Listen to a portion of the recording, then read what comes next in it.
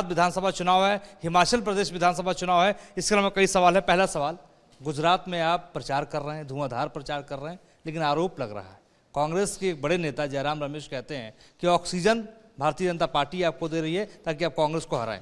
देखिए, ये इनका अहंकार है, गुरूर है। हम तो अल्लाह से दुआ करते हैं कि इस महाशय की तरह और लोगों का इजाफा हो जाए राहुल गांधी के तरफ, फिर तो अपोजिशन करना ही नहीं पड़ेगा कांग्रेस हराने के लिए। गालिब का एक शेर है इन्हीं के ऊपर कि क्या था, हुए तुम दोस्त जिसके दुश्मन उसका आसमान क्यों हुए।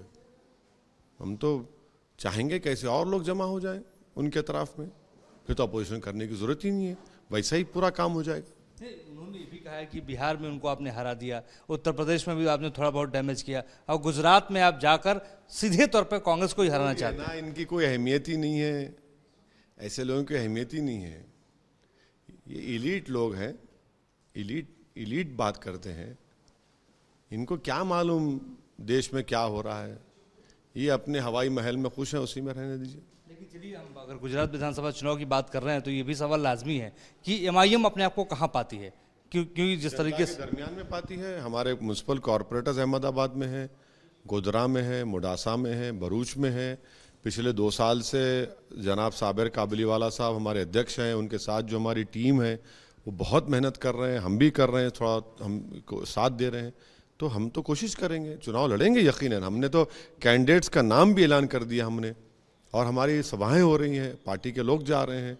इम्तियाज़ जलील साहब हमारे सांसद, वारिस पठान, सब लोग जा रहे हैं वहाँ पर। कितनी सीटों पर लड़ेंगे चुनाव? अभी तो तय करेंगे, टाइम है ना, जब डेट का ऐलान हो जाए तो फिर उसमें ख़तई तौर पर बता सकेंगे आपको। गुजरात में आप प्रचार कर रहे हैं, लेकिन वहाँ पे कॉमन सिविल कोड भी आ गया है। उत्तराखंड में कमेटी बनने के बाद आया नहीं, कमेटी बनाई गई है। ये तो भाजपा की पुरानी आदत है कि चुनाव से पहले वो इस तरह के मुद्दों को उठाती है ताकि उनके वोटर्स को पैगाम दिया जाए कि हमने मुसलमानों को सबक सिखाने का काम शुरू कर दिया है। भाई, सवाल ये है कि चुनाव से पहले ही क्यों आपको आता है। अच्छा, यूनिफॉर्म सिविल कोड की भाजपा बात करी, कमेटी बना दी गुजरात में, तो फिर Hindu undivided tax, income tax rebate जो मिलता है वो मुसलमान क्रिश्चियन क्यों नहीं दिया जाता। ये राइट टू इक्वालिटी के खिलाफ नहीं है। आप यूनिफॉर्म सिविल कोड की बात करें तो गुजरात में धर्म परिवर्तन करने के लिए लोकल एडमिनिस्ट्रेशन से परमिशन लेना पड़ता है। यूनिफॉर्म सिविल कोड है ये, डिस्टर्ब्ड एरियाज एक्ट है। अगर एक मुसलमान किसी दूसरे समुदाय का घर खरीदना चाहता है तो डीएम परमिशन देता ही नहीं है उसको। ये यूसीसी है, और यूसीसी की अगर ये बात कर रहे हैं तो कौन सा, क्या मिताक्षरा स्कूल ऑफ थॉट होगा या दया भागा होगा, बता दीजिए आप। क्या एग्रीकल्चर लैंड महिलाओं को मिलेगा, या फिर कहा जाएगा कि नहीं जो कन्यादान हो गया खत्म। तो ये भाजपा की पुरानी आदत है कि अपनी नाकामियों को छुपाने के लिए हम पैगाम दो कि मुसलमानों को तंग करना शुरू कर दिए हैं। मगर गुजरात में असल मुद्दा यूसीसी नहीं है, असल मुद्दा महंगाई है, असल मुद्दा पेट्रोल डीजल की कीमत है, असल मुद्दा तनख्वाहें, सैलरीज कम हो चुकी हैं, असल मुद्दा जनता ये पूछ रही है मोदी जी से कि ईएमआई तो सबका बढ़ गया, फिक्स डिपॉजिट क्यों नहीं बढ़ता है, फिक्स डिपॉजिट क्यों नहीं बढ़ता है, ये जनता पूछ रही है। इसका जवाब ही नहीं उनके पास। नकली शराब पीकर 40 लोग मर जाते हैं, ये मुद्दा है। ब्रिज पर एक गिर जाता है, 140 लोगों की अनफॉर्चुनेटली मौत हो जाती है। भाई, कैसे हुआ। तो बीजेपी इन तमाम नाकामियों को छुपाने के लिए इस तरह की ऐलानात और हरकतें करती हैं। वैसे साहब, हमने लगातार आपको देखा है, चुनाव प्रचार आप करते हैं, बयानबाजी भी करते हैं। बिल्किस बानो का मुद्दा गुजरात में अचानक गर्म हो चुका है, इस पर क्या आपकी प्रतिक्रिया? अचानक कैसे गर्म, अचानक इसलिए हुआ क्योंकि देश के प्रधानमंत्री श्री नरेंद्र मोदी ने बिल्किस बानो की बेटी की हत्या करने वालों की, बिल्किस बानो की माँ की हत्या करने वालों की, उन 11 लोगों को जिन्होंने बिल्किस बानो प्रेग्नेंट थी उसका रेप किया, उसकी माँ का रेप किया, उनको देश के प्रधानमंत्री श्री नरेंद्र मोदी की सरकार ने छोड़ दिया उनको।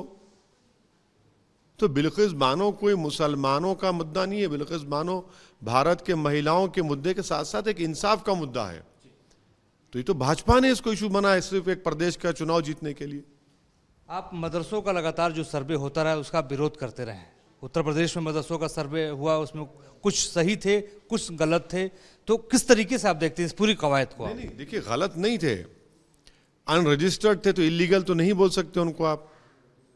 अच्छा एक बात सुनिए, हम आज भी पूछ रहे हैं उत्तर प्रदेश की योगी सरकार से, आप नए मदरसों का क्यों रजिस्ट्रेशन रोक दिए?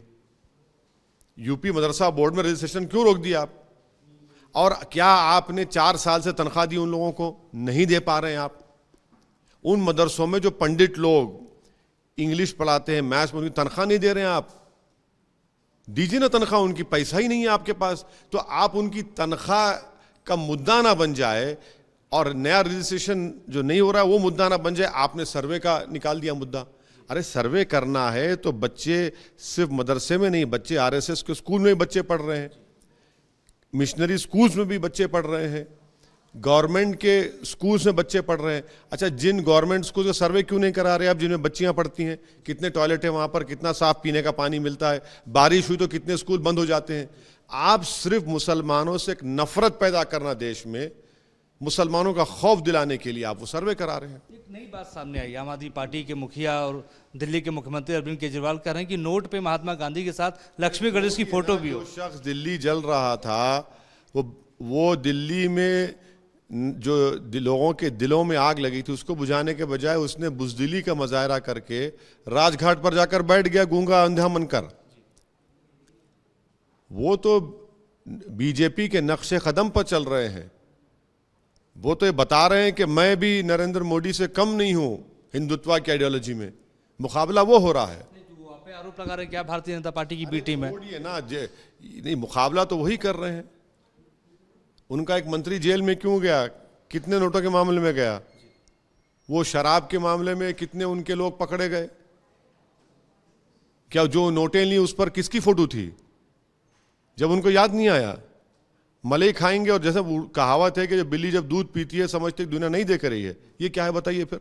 अच्छा, आपके घर में हैदराबाद में भारत जोड़ो यात्रा चल रही है, सद्भावना 1990 का भी दौर आपको याद करना पड़ेगा। राजीव गांधी ने तिरंगा फहराया था, आज राहुल गांधी ने फहराया। किस तरीके से देखते हैं? 1990 में जब राजीव गांधी आए थे यहाँ पर कत्लो गारतगिरी हो रही थी, हिंदू मुसलमान मर रहे थे कम्युनल राइट में। किसकी सरकार थी जब? वो भी तो बताइए क्या हो रहा था जब, वो भी तो बताइए ना आप। और अपनी यात्रा निकाल रहे हैं, हमको उससे कोई मतलब नहीं है। वो उनका पार्टी का प्रोग्राम है, निकालिए, कोई प्रॉब्लम नहीं है हमको। इस यात्रा से क्या आपको लगता है कि कांग्रेस को फायदा हो?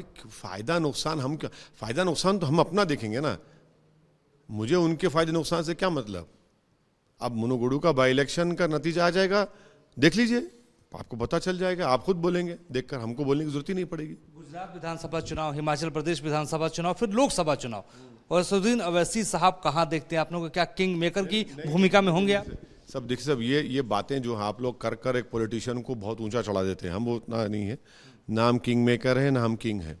हम अपनी कोशिश कर रहे हैं कि भारत की जो लोकशाही है, लोकतंत्र है, जमहूरियत है, हम ये चाह रहे हैं कि इसमें सबको हिस्सा मिल चुका है, तो अल्पसंख्यक समाज को उसका हिस्सा क्यों नहीं मिल रहा है? और उसी वजह से आज आप देख रहे हैं कि सोशल, एजुकेशनल, इकोनॉमिक इंडिकेटर्स बहुत पीछे हैं।